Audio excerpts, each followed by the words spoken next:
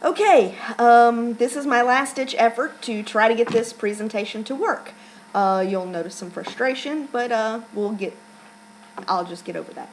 This is my presentation on the assassination attempt on King James I of England, which would later be known as the Gunpowder Plot of 1605.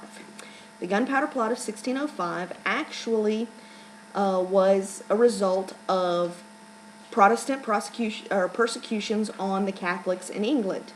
The fight between those two groups had been growing over the past 100 years, and so it just continued and continued. And under Elizabeth I, the Catholics were extremely persecuted. When King James I ascended to the throne, there was a hope saying, hey, maybe this man who is the son of a Protestant father and a Catholic mother can bring these two groups together and we can have some peace.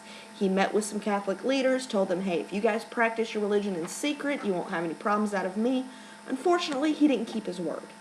He went into Parliament several months later, started, issuing out laws saying that if you were a Catholic, you were an outlaw and should be treated as an outlaw in England, and pretty much if you wanted to be Catholic, just go ahead and leave the country.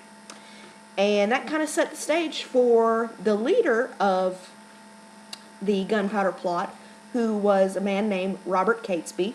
Robert Catesby got together with two friends, John Wright and Thomas Wintour, and came up with an idea saying, we need to blow up the king. And the reason why we need to blow up the king is because we want to put somebody else on the throne. We want to put a Catholic on the throne. And they chose his daughter because she wasn't of age yet, and they figured, hey, we can manipulate her a little bit more than we can manipulate him. So they devised this plot saying, hey, yeah, let's blow him up. Let's just blow him up. Spectacular. Then one of them said, hey, let's blow up Parliament too. They're bad too. They try to go against us. And so, wow, here comes the Gunpowder Plot. So they're going to blow up Parliament with the king inside and most of the noble ruling class, hopefully most of the court of the king, and, spectacular explosion, chaos, and that way they would be able to, just usher in this new glorious, state in England that would be, peaceable, and everything would be just perfect. And so they went about, trying to find out who they could get to help them in their plan. Well, they came across a man named Guy Fawkes. Guy Fawkes was a military man. He had knowledge of explosives and was currently working as a mercenary in Spain. So they pick Guy Fawkes up and, say, all right, we're going to need you. Then they get Thomas Percy. Thomas Percy was a man who could acquire land, access, so they needed him to get them access to the Parliament building. So those were the two main pieces, but they weren't the main conspirators. That was Robert Catesby, John Wright, and Thomas Wintour. Now, over the course of the next year, now this was in 1603, shortly after James had ascended the throne, they get together, and then over the course of the next year, they add in a whole bunch more people to the plot, and so there were 13 people total involved in this plot. And the initial plot was actually supposed to take place in February because the opening session of Parliament for 1605 was going to be in February. Well, unfortunately, that didn't happen because of the plague. They delayed the opening of Parliament, and they picked that day, and they wanted to use that day because that would be when the king would be there and most people would be in Parliament because nobody wants to miss the first day.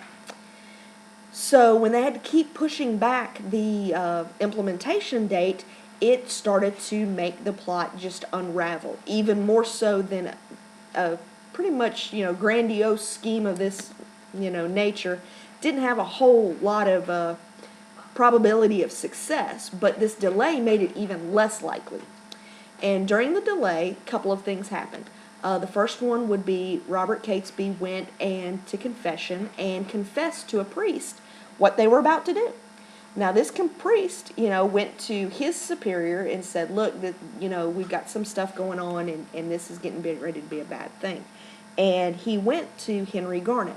Now, Henry Garnet was a Jesuit priest who was one that actually met with King James when James was saying, You guys can be good. You guys can practice your religion without any interference from me, as long as you do it quietly. So Henry Garnet kind of knew how the king was, and so he was like, yeah, this probably isn't going to work, and it's probably going to make things a lot worse. But he couldn't go to the authorities because this was revealed during confession. So he writes to the Vatican and tries to get the Vatican to influence Catesby and his followers by issuing a decree, issuing an edict saying, that the Vatican and the Pope would not support violence and that violence would be condemned, in England. So he was hoping, all right, if the Pope says don't do it, he won't do it. Unfortunately, it kind of gave Catesby a little bit of a pause, but then Catesby said, no, we're going to go ahead and go through with this. The second thing that happened that should have made them just stop, turn away, and quit doing this was 10 days before the actual opening of Parliament. The opening of Parliament was pushed back to November the 5th of 1605.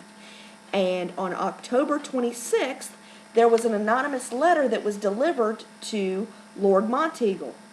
And with Lord Monteagle, there was a warning saying, hey, don't go to Parliament on the first day. You do not want to be there when Parliament opens.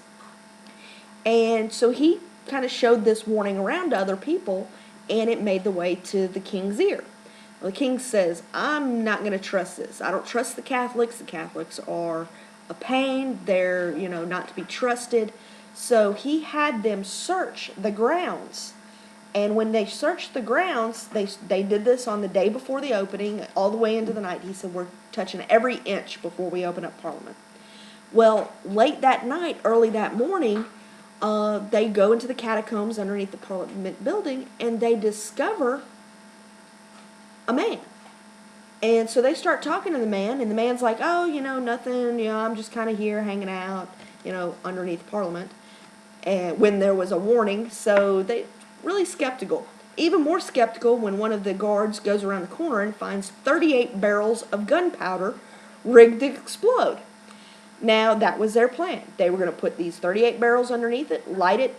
Guy Fawkes was going to run through an escape route and get away, and then the whole group was going to get together, celebrate their success, and watch chaos reign, and then put the princess on the throne, and everything would be glorious in the world.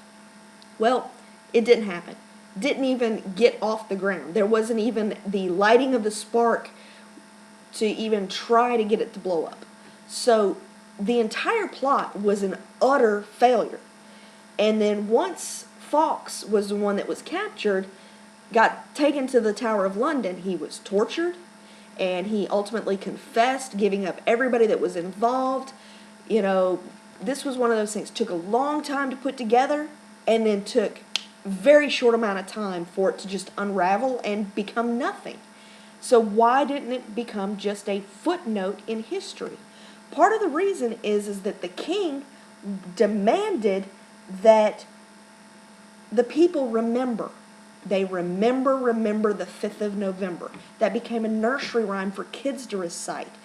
There were celebrations with bonfires, the burning of effigies of Guy Fawkes, and just really huge party in the street atmosphere that happened every year to celebrate how the Catholics tried to rise up, but through providence, the Protestant king was saved, and therefore England was able to continue to thrive. So they really tried to put this spin on it, painting the Catholics as evil. It was very anti-Catholic. But when you do a celebration like that with fireworks, bonfires, kids going door to door, knocking on the doors, looking for, saying pennies for the guy, where you would give a couple of coins to the children, in celebration of this is what they had to do to keep the king safe. Over the years, it changed. It changed and changed until the character associated the most with this story became Guy Fawkes. He was the one that they made the effigies of. So much so that this image has now become mythical in the sense of the face of anarchy, the face of the hackers, the Hackers Anonymous or Anonymous, the hackers group, that this face symbolizes revolution, rebellion, fighting against the uprising from the lower class. But that really doesn't explain at all what the true plot was. So what I look at this as is we need to be careful as we pass down the history of what happened in assassinations and assassination attempts, because it is very important to understand what truly happened, what the course of history was like before the assassination, what it was like after, and what might have happened had there been a change in what did happen. So I look at this as something that can help us a lot, even though it happened over 400 years ago. Now, hopefully this one worked.